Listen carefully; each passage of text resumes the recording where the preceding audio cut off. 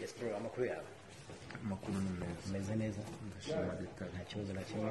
yes ugeze hano mu kwezi kwa 9 uyu munsi turi mu kwezi kwa 3 amaze igihe wahindutse iki?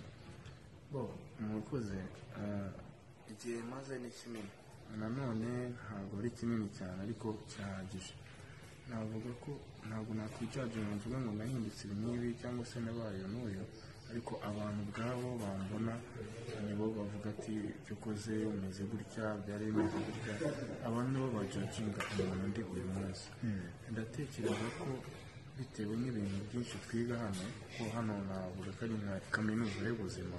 hano twiga kuba umugabo, kuba ushoboye burya ntabwo biba bihagije, bisaba ko uba unashobotse, kuko ushoboye gusa udashobotse nta kintu byose biba ari umwanda. ibyo ngibyo nibyo kenshi byagiye bidushuka ugasanga